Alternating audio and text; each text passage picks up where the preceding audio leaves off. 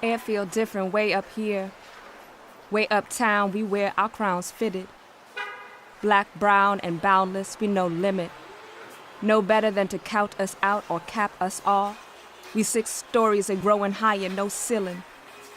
On God and on Gaia, young Obamas and Sotomayors, whole city on fire. When the world is burning, we building. Youth be a witness.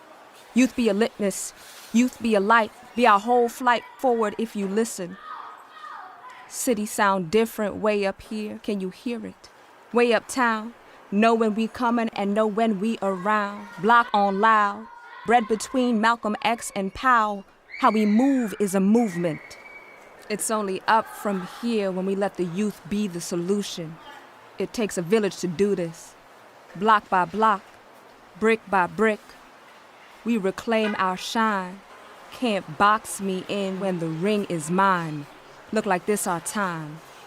Make way, Harlem on the rise.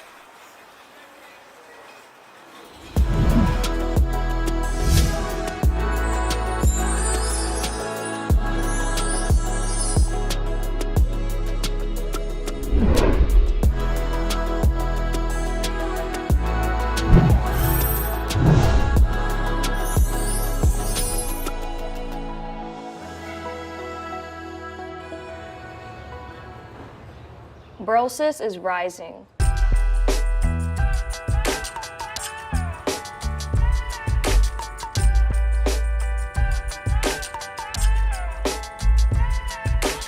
For more than 25 years, the Brotherhood Sister Soul has been at the forefront for social justice, Educating, organizing, training to challenge inequity, and champion opportunity for all. our communities are rising. With the focus on Black and Latinx youth, Brosis is where us young people Claim the power of our history identity and community To build the future we want to see. Our voices are rising. Founded here in Harlem Brosis' unconditional love, around-the-clock support, and wraparound programming Make space for us young people to examine our roots, define our story. and awaken our agency. our programs, Our programs are rising. Through the 4 to 6 year Rites of Passage program, we develop a critical understanding of history, culture, politics and society. And with the enrichment programs that span the arts, environment, and international study, to college, career, and wellness, Brosis provides far-reaching opportunities for young people to transform our lives and our communities.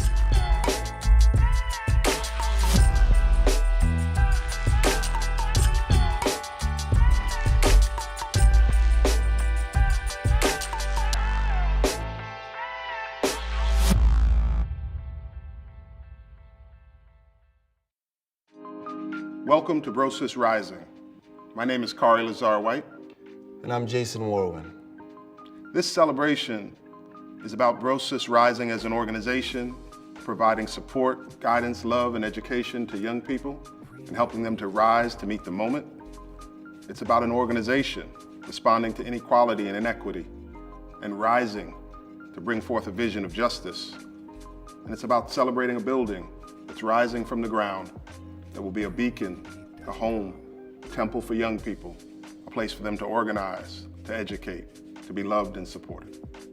For 25 years, the Brotherhood Sister Soul has stood at the forefront of social justice education, providing holistic youth development, grassroots organizing, and training and educating youth educators and organizers across the nation. We could not do this work without the brave, brilliant staff of the Brotherhood Sister Soul, without young people who commit themselves to living a life of justice and righteousness, and without all of you, our supporters who have stood with us in this difficult time to help move forward our vision and our work and our efforts. Thank you for joining us and for celebrating 25 years with us. Through comprehensive education programs and support, Brosis helps young people develop a critical understanding of their history, identity, and role in society so they can create the future they want to see. 95% of Brosis members graduate from high school compared to 48% of young people in Harlem. Last year, 94% of the high school seniors attended college, including 67 graduates accepted to over 125 colleges and universities. So congratulations to our young people. I'm Questlove, proud of you guys.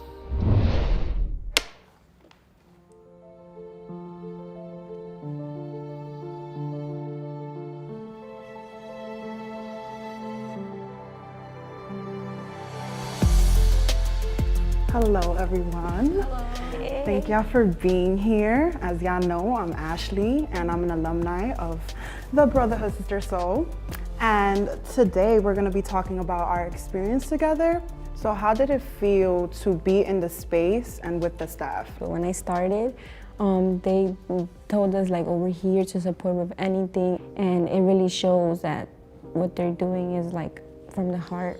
It was very welcoming, very warm. I also met a lot of kids who are in the program with the same interest as me, which is really cool. They ask for your pronouns and they ask for how you identify yourself as. And even if you don't want to say it in the beginning, you'll eventually come and you'll see like they want to be there so you can feel comfortable. Usually in schools, we're not being taught these things that we're taught in Brosis, where our identities, what's going on in our communities, etc. So what are some things that you learned through Brosis that you didn't learn in school? You learn things from school, but they really deepen your understanding, like politics and like social justice. If somebody was arrested, why were they arrested? What is the deeper meaning? Is it because they're Black, or is it because they look a certain way or they act a certain way? I just have a deeper understanding of like the world. You want to douse the spark before it starts the wildfire, but sometimes you need to start the wildfire for it to be seen. Where it's like, with like the BLM protest, because of George Floyd, he was the spark, he started the wildfire. When I was like 14, when I didn't even know about the Brotherhood Sister Soul, I didn't pay attention about these social injustice. But now, like I do, like I'm into it, like I want to be an activist, like I want to fight for the people, You fight are. for the community. You actually organize these protests, you actually organize these campaigns. One of the campaigns was to have social workers in the school, to have guidance counselors in the school. It was a new like experience, a new opportunity for me to teach people my age. So like it feels like good, it feels powerful. In Brotherhood and in Sister Soul, we have mission statements, right? And a mission statement is when y'all get together and y'all get to define what it means to be a woman or man and a leader. So how did it feel to like sit down and actually intentionally think about that? In most traditional like Hispanic homes, where it's like men don't cry, men do this, men do that. Versus when I went to Brotherhood, it was a totally different thing that I wasn't used to. Where it's like, it's okay to feel emotional sometimes. You don't have to be the breadwinner of the home. You don't have to be a big businessman or look masculine. You can be yourself however you feel comfortable. Throughout history, it's like women clean or women wear dresses. It's just the whole thing. Exactly. And slowly I understand like these are things that happen like behind like the scenes of like history. And Brosis has just taught me this. How has Brosis helped you build your moral and ethical code? With my morals, it's like I have a new list of things that I, find okay, and like I accept everybody, and I don't discriminate because I have a whole bunch of friends and like they're all different in their own way, which is really cool. And like when it comes to that, your ethics and morals are really what define you as a person, and you should always be open-minded to anything. And Brotherhood really helped define that and show that to us as young men growing up in New York City. Because of Brosis, I learned that I needed to help my community, right? I felt like back then it was just like I should just leave this community and do better somewhere else. Yeah. But I was taught that I could do the work. Like there's people actually doing the work for us, with us, that are us, right? Even though you start off like quiet, like, okay, yeah, hi, I'm good. Then you get like, then you just open up like a flower, you just bloom. They like to help us a lot physically, mentally, and spiritually, which is a really good thing about the program. It's brotherhood, sister soul, where it's like they don't discriminate. They accept everyone no matter what you look like or who you are. They help you with whatever, and they've also helped many people throughout the years, and that's one of the main reasons their organization is so well known by like most of Harlem, because they help so many people. I've definitely gotten more confident in like speaking my mind, speaking what I want to say, no matter what others like think of it. Like my opinion matters about it. They taught me about my culture, and I have confidence in when I speak about other things. And I feel like just being around people who were like more extroverted and knew what they were talking about and were able to speak for themselves, I just felt like, wow, I kind of want to be like that. Hearing that from y'all is like, wow, y'all are the product of your environment, which is the brotherhood, sister soul.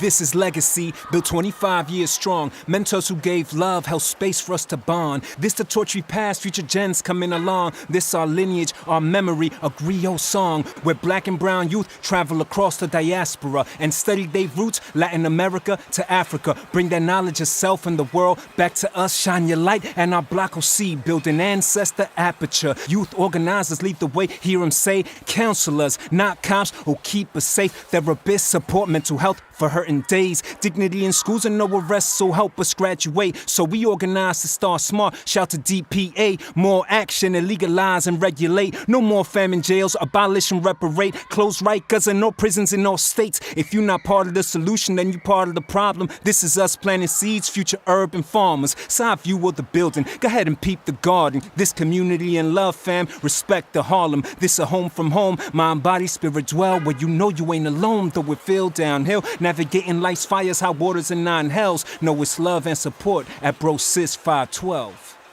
Peace. On behalf of Brotherhood Sister Soul, I have the pleasure of welcoming Rosario Dawson. She is an artist and activist. She also received the Frida Kahlo Award for Innovative Creativity from the Brotherhood Sister Soul in 2011 and has been a longtime supporter and advocate for our work. She co-founded Voto Latino and has worked tirelessly on issues of the enfranchisement and voting rights, supporting dreamers, women's rights, and issues of immigration. So she joins us tonight for Bro Sis Rising, our celebration, and I welcome my friend Rosario. Hey Rosario, how are you tonight?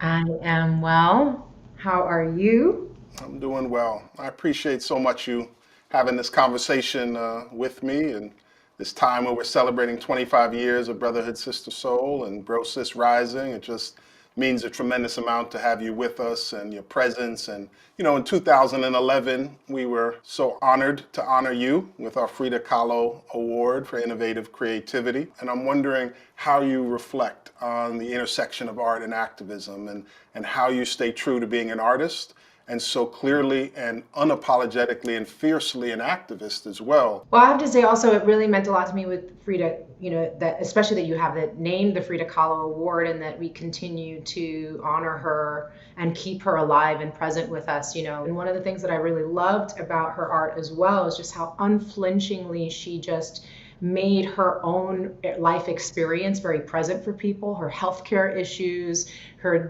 love for the environment and nature.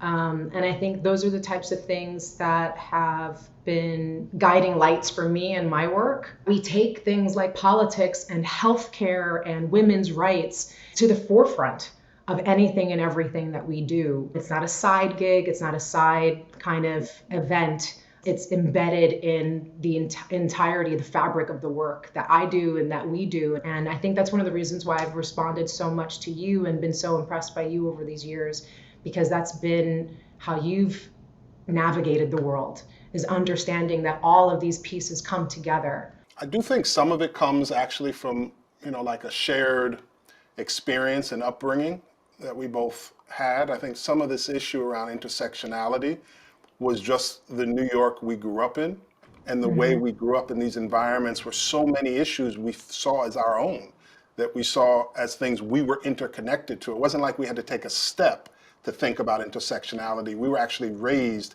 in an intersectional, interconnected way. And I think it it really was like the impetus for a lot of the work I do. I know the worldview that we both bring to this. And I think that we're seeing that in a very real way right now, as it's beautiful to step outside and cheer and clap at 7 p.m. for our essential workers. But unless we are making sure that folks are getting paid properly, that they're getting the health care that they need, that they're getting the access to education and housing and all of the stuff that they need, we're going to see the same exact thing in the years to come, where there's going to be a huge gaps in communities of people who are no longer with us, who should be, who could have been, because there wasn't enough nurture and care put into how our systems.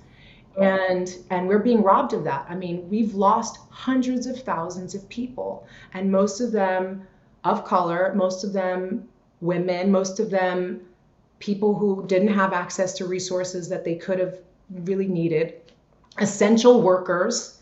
And those gaps are going to be very much felt in their families and in their communities in a way that's going to cause generational harm. Absolutely. And so again, like, I bring this back to you, Kari, because, what you're doing and the space that you're creating and the foothold that it's going to have in that community, the presence that it has, it's going to make a huge difference to fill in a lot of those gaps that maybe teachers and parents who are having to work or whatever it is is missing for people. And I just thank you, because it's and sometimes it can feel like a drop in the bucket, but thank God for that drop, because we need it. So, Rosario, when we think about some of the most essential issues we're facing today as a nation, as a community, when I think about what Brotherhood Sister Soul is facing with our young people, what the Lower East Side Girls Club are facing with their young people,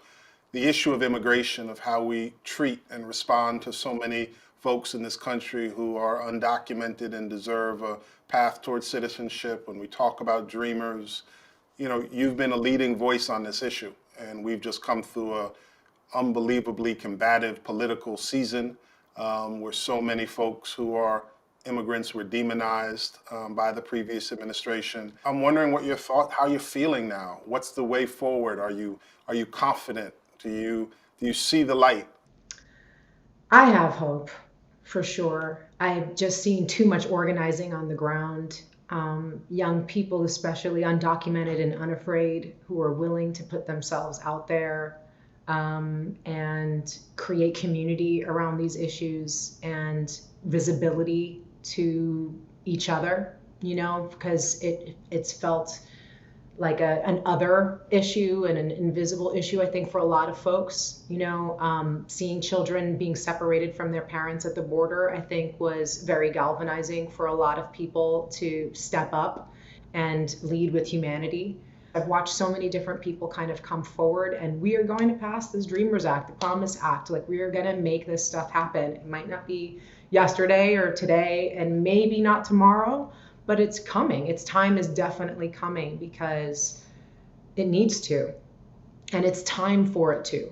And I think that one of the powerful things we've seen from Black Lives Matter just this past year, and where it started in these past years, is what organizing and community building can do to really kind of push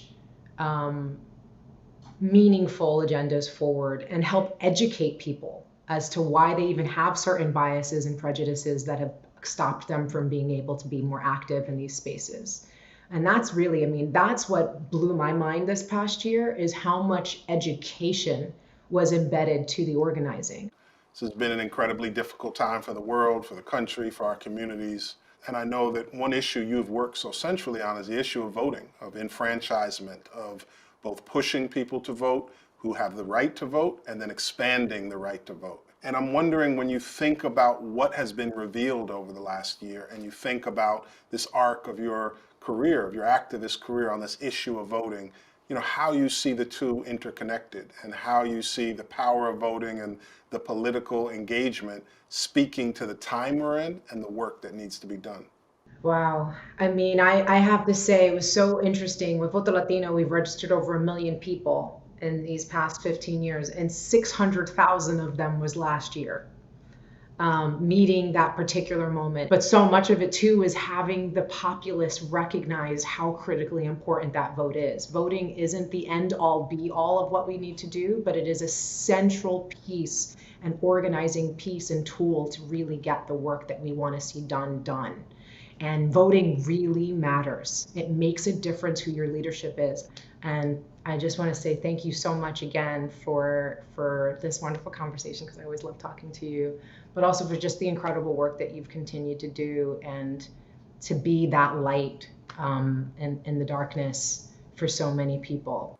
You know, you thank me, but I thank you. You know, this is a celebration of Bro Sis Rising, and so to have you join us as a former honoree, as an artist and an activist, as somebody who's done so much, you know, beautiful work in both of those two spaces, it's just appropriate to have you join us for this celebration. It means a lot to have you with us, and I thank you, Rosario.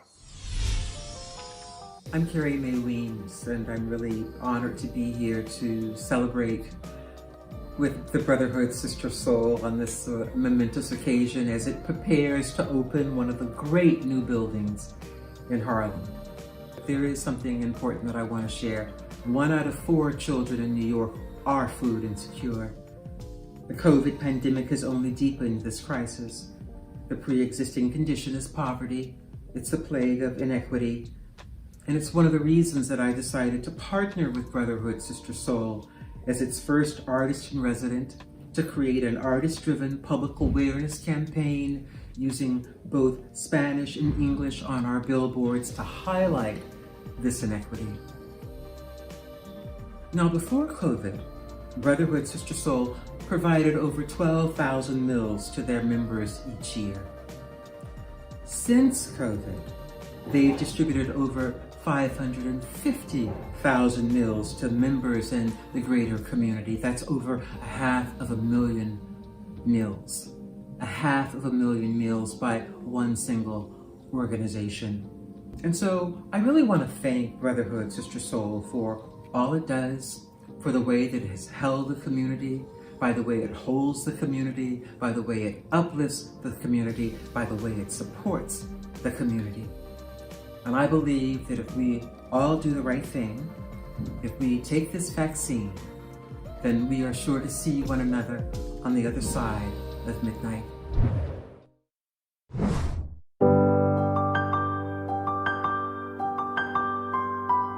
"25 years ago, Kari and Jason rose to the occasion of injustice and co-founded this organization.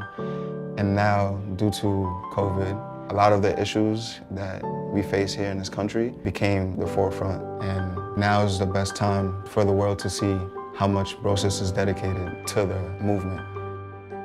Our young people have entered into the space with different needs, anywhere from financial needs to mental health, educational disparities, and our goal has always been to level out the playing field as much as possible, provide them the resources, support, and love that they need to be successful.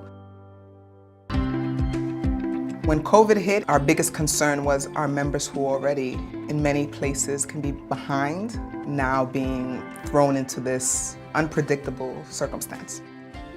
The Brotherhood Sister Soul saw a really huge need in our community, and so we all came together to really figure out a way to really navigate the food insecurity that was happening in our community. So we turned our services around and provided a huge food distribution to ensure that our members were not going hungry. The Brotherhood Sister Soul purchases food from a local warehouse to just provide all the other items that is needed to ensure that we can service food for a family of 4 for about a week. And this is one less thing that's on their mind outside of paying bills, while some of our families are struggling with loss of job, loss of income. We went from serving 200 community members to almost 500 community members. Like the numbers are every week, it seems to be increasing. This whole year has been a nightmare, but thank God we had Bro Sis to help us on the way. They were like a second family. Bro Sis have helped out throughout the years with my son Johan. I'm a single dad. Look what they're doing with the community. It's been very helpful, pantry for everybody, and they are a staple in this neighborhood. We've also been able to provide culture-specific foods, such as like maseca and tortillas, which has giving people a sense that we really care about them. And yeah, they were just so excited to have those items as it's very close to home. I participate in the food distribution every week because I believe it's my duty to serve my community alongside BroSis, and it's super fulfilling seeing the joyous smiles that people emit. We really wanted to make sure that we sustained the programming that we were offering our young people. Our young people really need this time to engage with their other peers. Some of our members' schools shut down. They were supposed to learn remotely, lacked internet, lacked laptops. We made sure that they had that. Good morning, everyone. Thank you for coming to our first youth town hall virtual conversation with young people. Many of our households, families lost income, lost employment. We made sure that we could provide some financial assistance so that they wouldn't lose their homes, so that their lights would stay on, so they could continue to have the basic needs to be able to move forward in life. What are the kinds of conversations and activities that we can do to encourage our young people to hear their voice? I've been in charge of our teen lounge so they can do work, and it's just been so nice seeing them every day, and I just love that they feel good enough to be in the space and that they have that safe environment to go to every day. We've been fortunate to create a culture of family. We create a situation where staff feel comfortable and enjoy where they work. Really finding good people for my son to be around and not having to worry about him as a single mother. Now he's 16, so then people feel like that's the age when, you can let them go, but that's the age when they need someone. A lot of things that I value now and I hold dearly, I learned from this organization, and I believe that the new building, Rising, is a perfect example of that growth, and with growth comes electromagnetism and higher fields of vibration, and I believe that more people will be touched by that.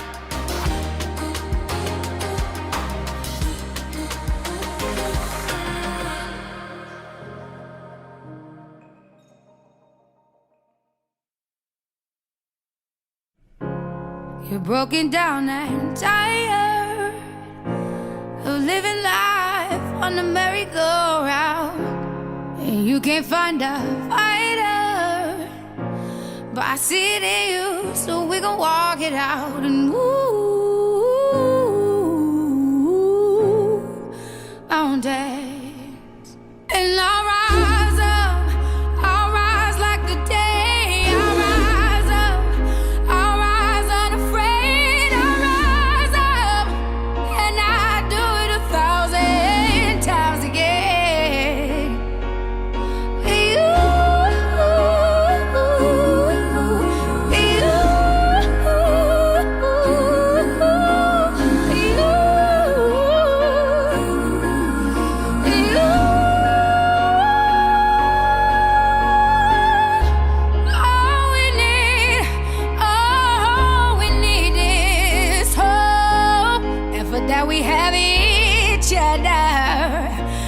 For that we have each other, and we will rise, we will rise, we'll rise,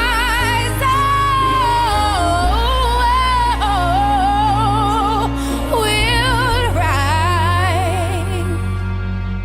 I'll rise up, rise like the day. I'll rise up in spite of the ache. I will rise 1,000 times again, and we'll rise up. I like the waves. We'll rise up in spite of the ache. We'll rise up, and we'll do it 1,000 times again, and we'll rise up. I like the waves. We'll rise up in spite of the ache. We'll rise up, and we'll do it 1,000 times again.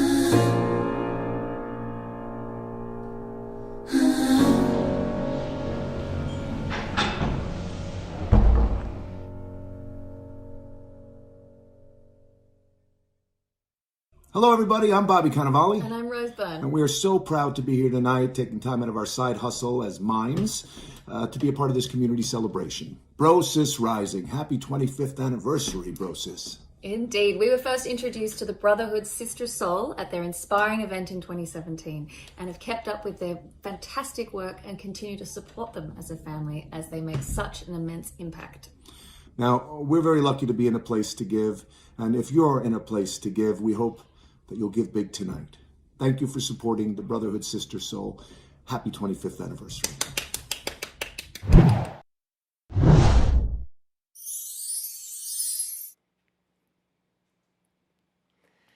Well, you know I want you to give big. Hi, everyone. I'm Lydia Finette.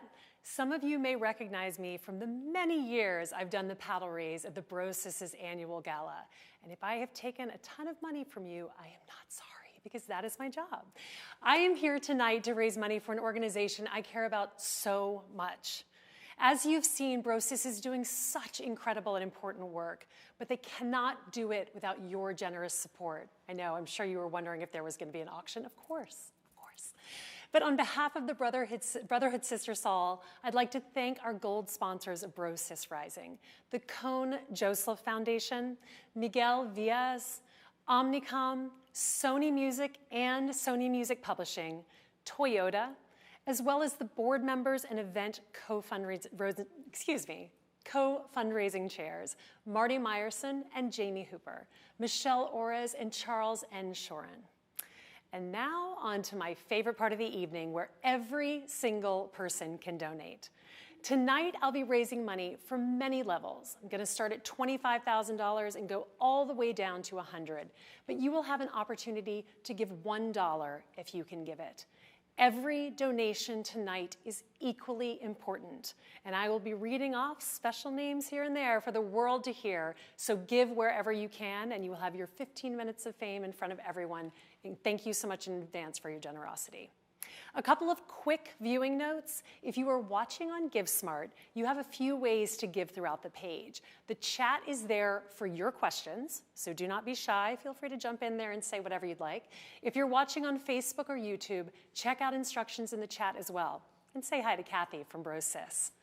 All right, everyone. Let's start off with $25,000 this evening. Let me tell you what $25,000 is going to do, and then we will jump right in. $25,000 addresses food security.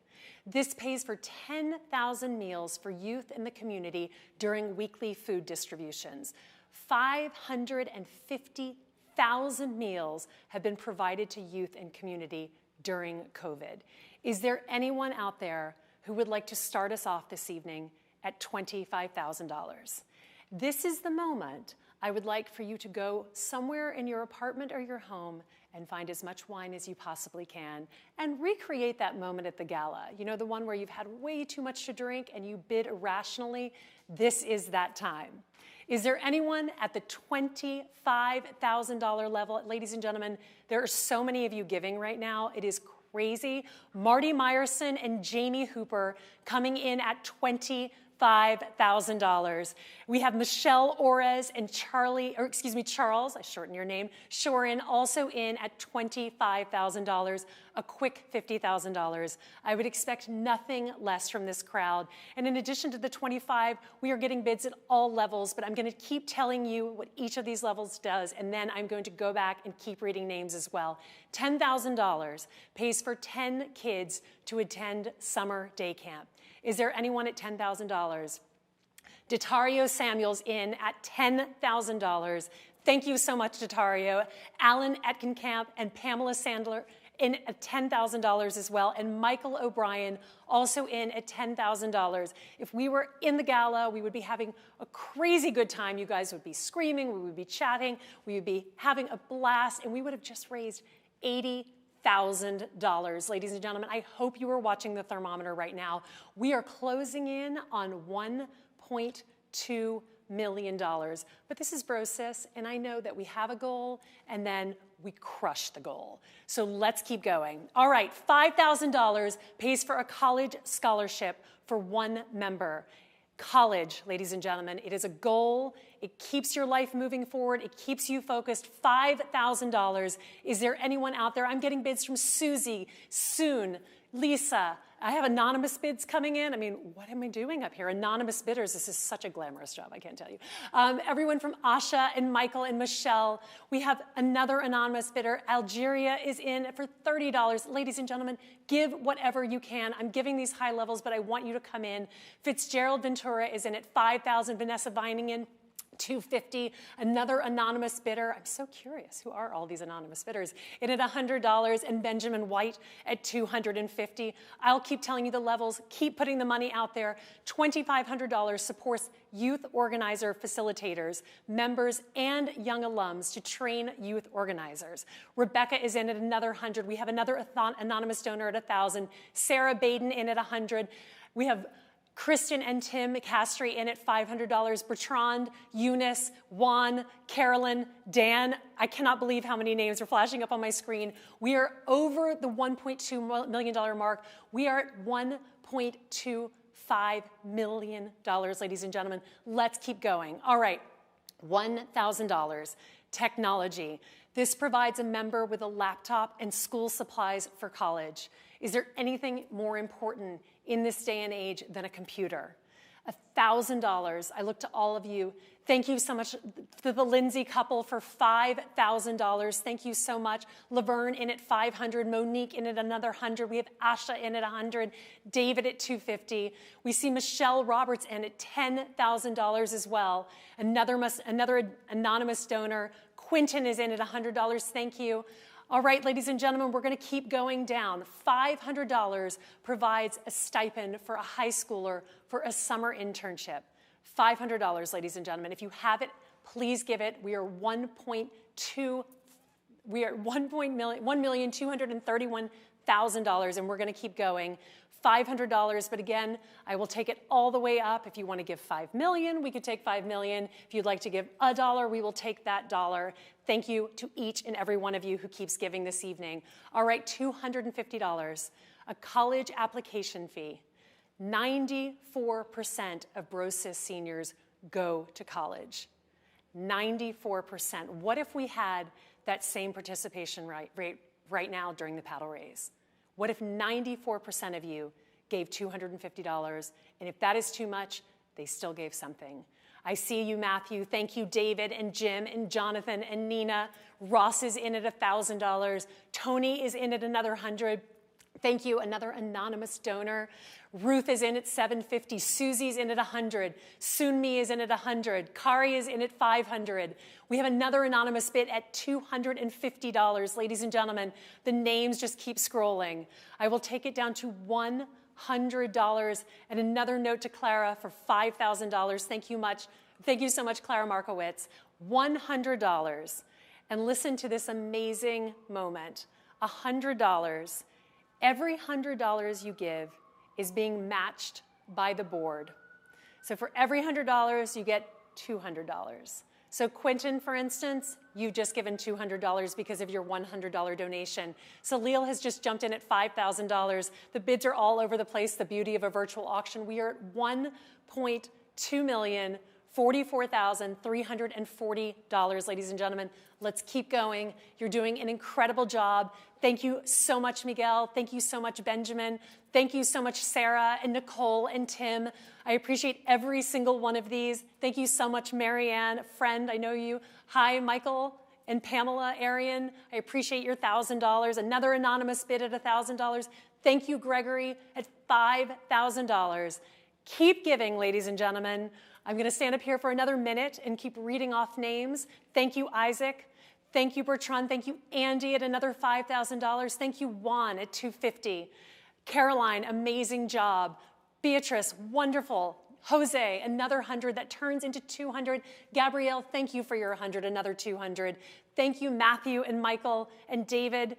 I appreciate every single one of these. Hi, Jonathan. Thank you so much for bidding. And another one that is anonymous at $250. Joanna has come in at another $500. Ladies and gentlemen, you have done an incredible job in this paddle raise.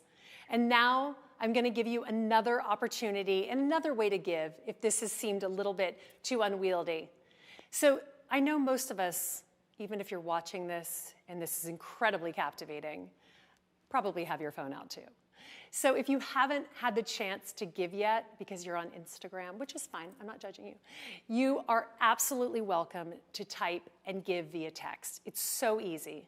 All you need to do is text BROSIS Rising, that's BROSISRISING to 76278, and then follow the simple instructions. Then text GIVE with the amount you want to give to 76278 to make a donation. On behalf of everyone at BROSIS, thank you for your generosity. And now I have the distinct pleasure to introduce one of the highlights of tonight's program, a conversation between BROSIS co-founder and executive director Kari Lazar-White and tonight's honoree, United States Senator Raphael Warnock. I'm very proud this evening to present the Ella Baker and Cesar Chavez Award to Senator Reverend Raphael Warnock. Senator Warnock is the pastor of the historic Ebenezer Baptist Church called America's Freedom Church, where Martin Luther King once pastored alongside his own father. And he was recently elected as the first African American to represent Georgia in the Senate in a groundbreaking election, the first Black person elected to the Senate in 150 years from the South.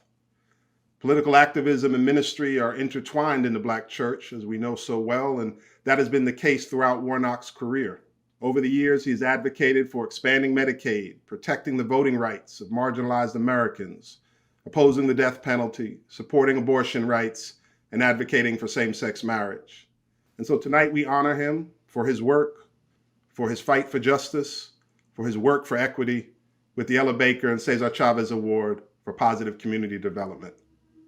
Congratulations, Senator. Thank you so very much. I'm deeply honored and glad to be here with you. We've named this award for Ella Baker and Cesar Chavez because not just they've worked for justice, but also that they've also sought to ensure that both youth and the unheard are central to their vision of justice work. And so I wonder, as you reflect on your career, as you reflect on your work in the faith and political space, what do you see as the role of community organizing, of youth organizing in the movement for social change? I began my ministry and my work as an activist as a young person. And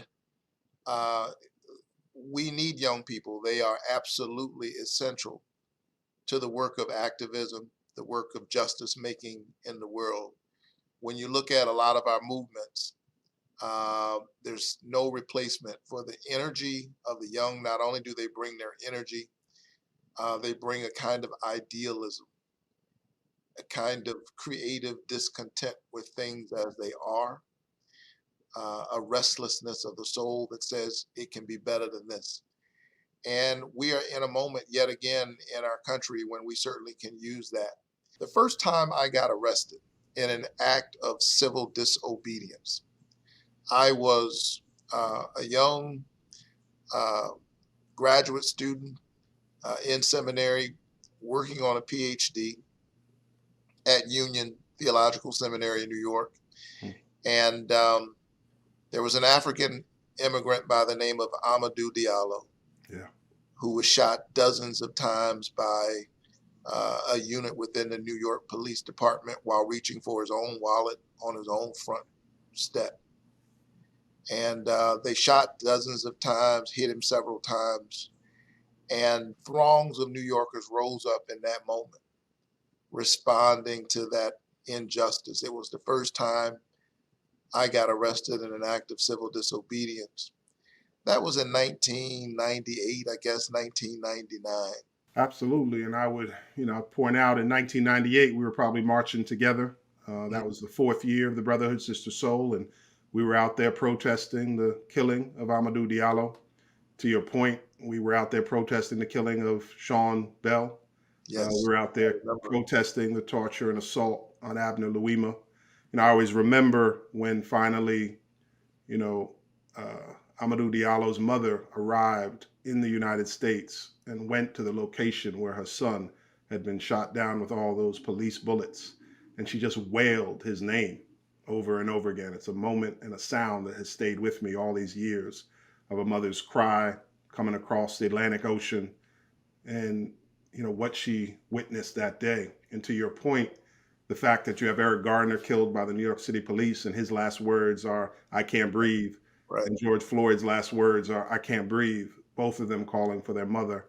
There is a horrific cyclical nature to all of this that is, sobering. We know these realities of what the changes have been, but we also know how much has not changed. And when we consider the expansive systemic racism that continues, inequality with regards to wealth and criminal justice and education and housing, so many other areas, I wonder where you see the movement for equity and equality right now. Are you hopeful? Well, we have to keep working on these issues. And, let's be honest, Kari, when you do this work, it is exhausting. The struggles are long. Justice work is not for the faint of heart. You have a lot of losses.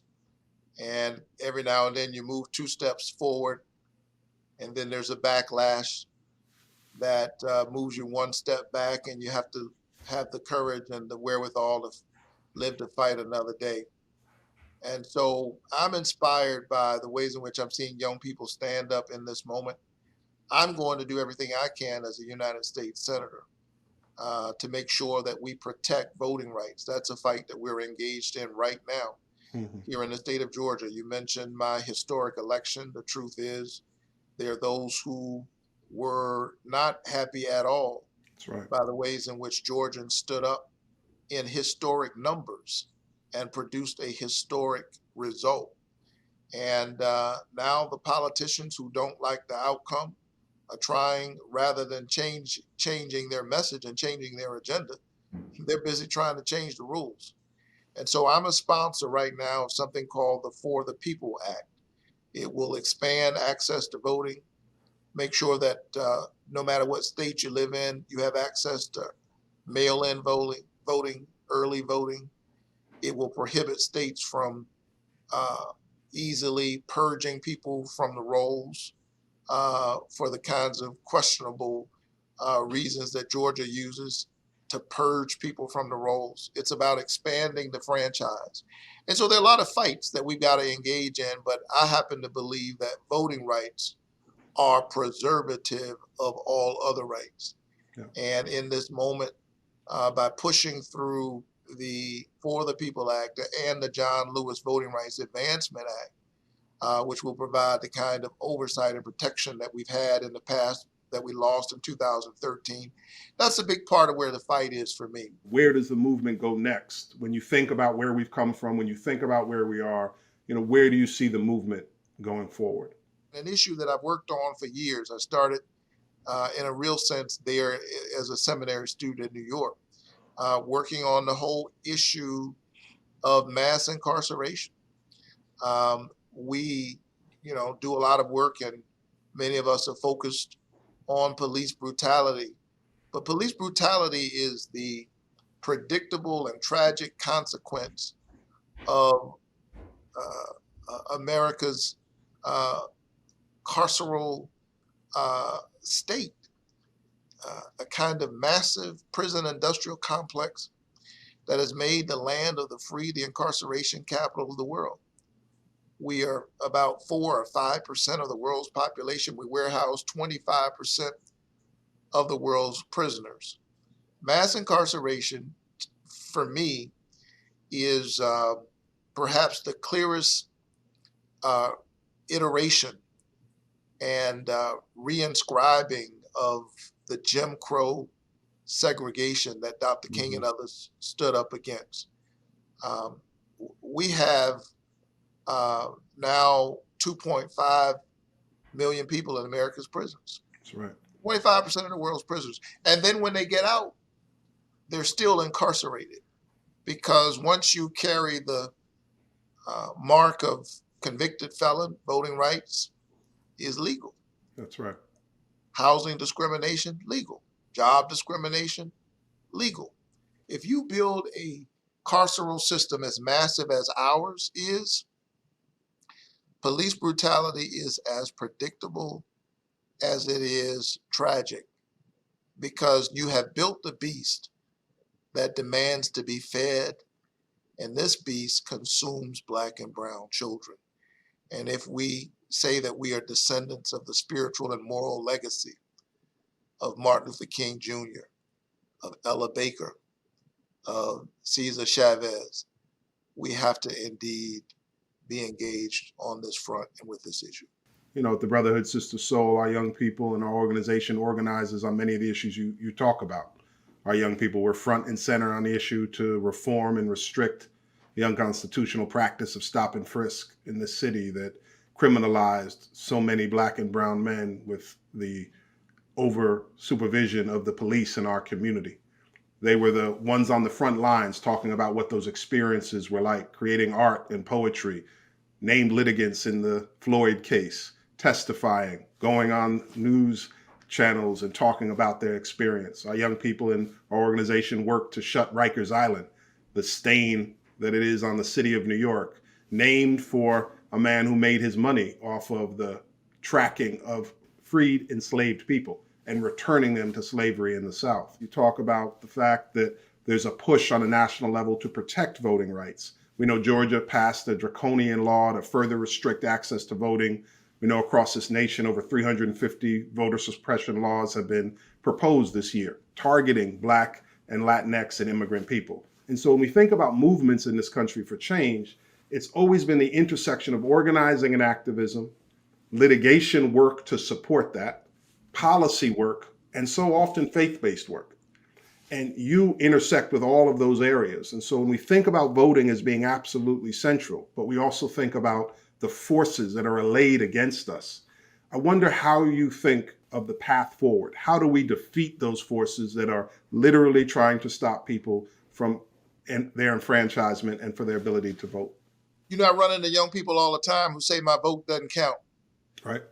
Well, my goodness, if your vote didn't count, people are certainly doing backflips and everything else, tying themselves in knots, trying to take something away from you that doesn't make a difference. Think about that. That doesn't make sense. They're trying to take your franchise away from you because they know that it is a valuable thing.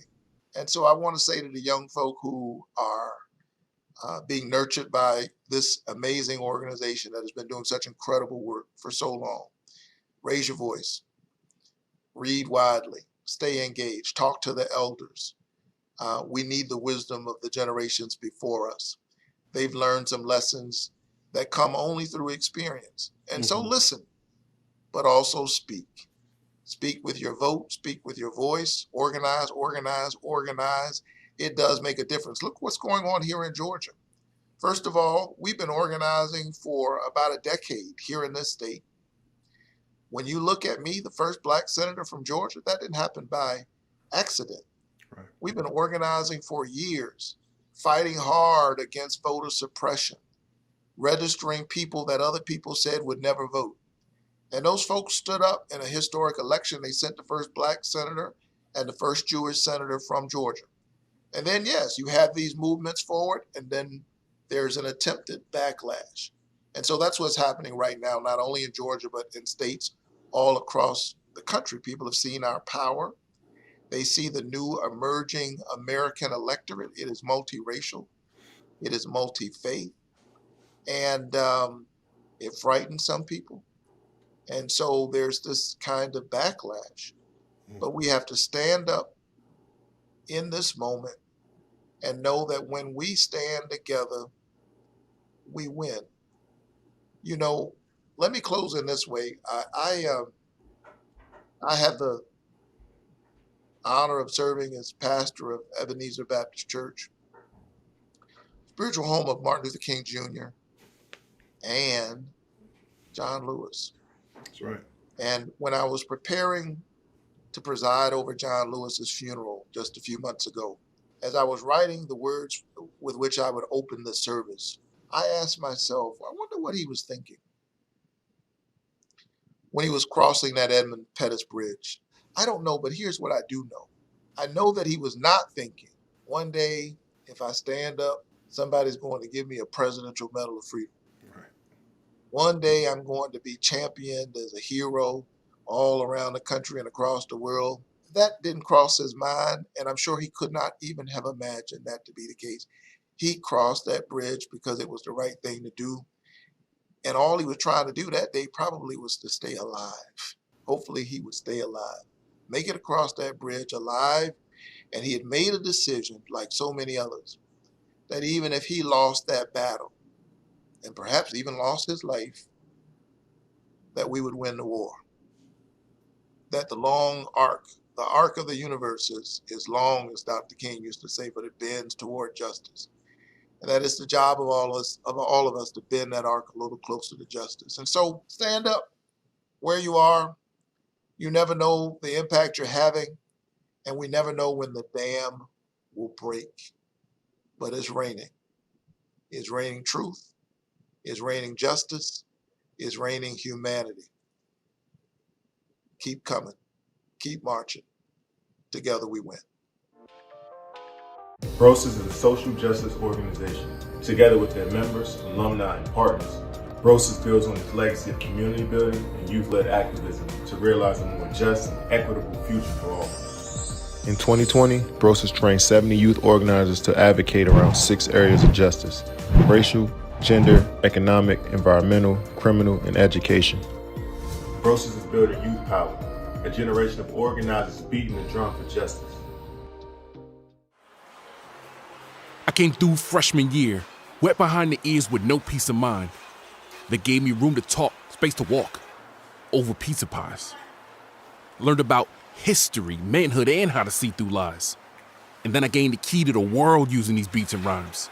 Delivered propositions in prose to the opposition, directed nouns, vowels, and consonants on 3 continents, but it all started here, in the 4 walls of the brownstone, led by black and brown angels as consistent as dial tones. I spent my time with the elders soaking up wisdom, only to come back and help new youth cope with the system. It was a 3-floor walk-up, built on the dream of the yonder, where folks knew youth ain't lost just 'cause they wander. But the streets had a plan for us all, so don't ever wonder. But BROSIS had our backs naturally like lightning and thunder.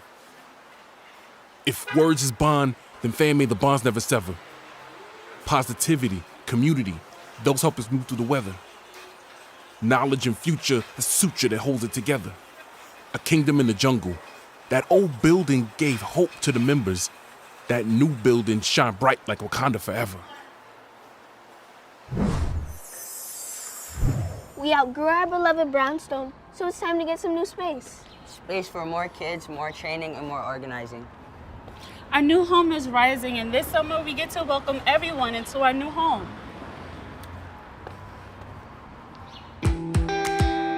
This new 20,000 square foot state-of-the-art building will be a site for our youth and the community, a model for the field of youth development, for educating, organizing, and training. Our goal is to provide a space that supports BROSIS's mission, creating a positive environment in which young people can be safe, grow, be affirmed, claim their identity and voice, and feel a sense of belonging. It is a green building that has been designed for the enrichment and enlightenment of children. This is a space to organize, to change policies that will more broadly and systemically help our young people and our community. A site to train the field so that others can improve their youth development outcomes and organize for justice. There will be 7 floors to call our home. 7 whole floors. There is going to be a cafeteria with great and healthy food every day. We are going to have spaces for dance and yoga and meditation. I'm so excited for the outdoor play space on the roof.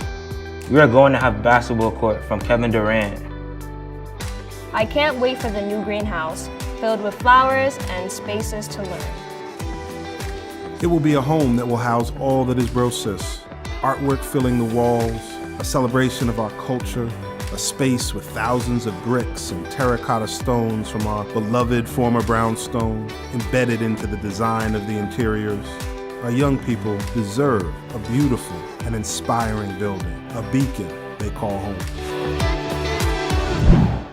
BROSIS innovates training models for educators and organizers that set national standards for social justice youth development.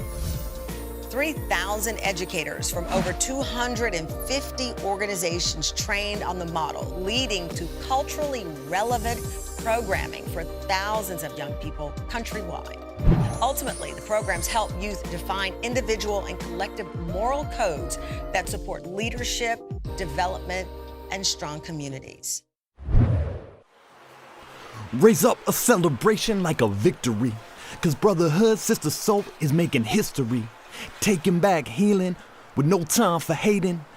Breaking glass ceilings, 'cause the sky is waiting. Making miracles happen up on 143. Because of y'all, we reimagine that our lives could be part of the solution. The beautiful revolution. MCs for the people, we live in our contribution. And our lives are the proof that the model is working. And every single minute of your work is worth it. The evidence is a sentiment we carry within us. Gratitude for the little things, humble beginnings. Your vision was the remedy. Now, we are your legacy, proud to be defending the crowd we are composing. Freedom songs people singing from the Bronx to Oakland. From Florida to the border where people are rising up. We're so humbled that they do it with the sound of us. But really, we just hoping y'all are proud of us. 'Cause we rock for liberation, not fame or compensation. And if we not home, we on the road to transformation. Weaving poetry into streets at demonstrations, where there's always someone saying, couldn't help but notice how much we love each other and keep freedom as our focus. Knowledge is power, and they ask us how we know this, that's when we nod and think of y'all, because the answer is brosis. You are the shoulders we stand on. You're the heart we put our hand on and promise to follow the feeling and always keep building.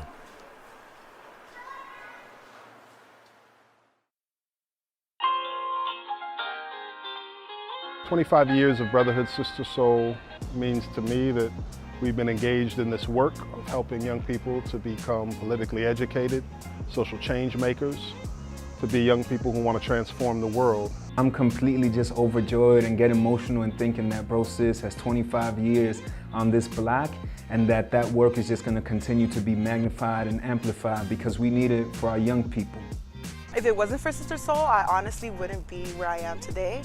They're the reason I went through college. They gave me all the assistance I needed. And now to be here full circle and working for Sister Soul is honestly like such a humbling experience. As a young person, Brotherhood Sister Soul meant quite a bit. It was probably the most humbling thing that had ever happened to me. Because I was pretty academically well-rounded, more so than many of my chapter members. And I remember having a session and Jason visited, and Jason kind of put it to me in this really nice way, like, "Oh, great, you're doing great, but how are you helping everybody else in your crew? How are you being a good brother?" And that then transitioned to my rest of my life, where I thought about anything that I had, well, how am I helping? How am I doing the lifting as I'm climbing? And that was an integral piece of who I became as an adult. Being a member in Sister Soul and growing up to be the woman that I am today has a lot to do with you. So just having those early lessons really, early to help navigate as an individual first, and then, being women of color in the organization, working together. When I was a young person, Bro Sis meant folks, some bodies that looked, walked, talked, and had lived like me, that were just ushering me through my adolescence. It gave me a point of navigation of how to go through the motions of high school, the 90s, gave me a sense of self-worth. We think about the world that should be, and we organize, educate, and advocate to bring that world into existence because we deserve that. This just being a village of Black and brown people who look like me, who didn't have to wear a mask, of what it meant to be a young Black person living in Harlem. The thing that makes me most proud are the alumni of the organization. When I think about the kind of men and women they've become, the way they interact with people in their lives. This is, to me, the best testimony to the importance and the success of our work. My journey at BroSis, being a college intern, to being a part of the team, to being a part of the leadership team. My mentors are still here, and I can still seek their guidance, and my alumni are coming back to me, still seeking my guidance. I see us expanding our services, expanding the young people that we reach. I see us just growing bigger and bigger. The vision is to see us grow and continue to grow and impact the young people. And also continue this legacy of having our alumni come back and be the ones who are providing the service. It's the generations of young people who have chosen to live their life in a more righteous and conscious way, who have chosen to struggle with the deep conflicts of our time, and have chosen to commit themselves to creating change. Every day the work inspires me. Every day is what makes BroSis so unique. I can only imagine what the next 25 years will bring.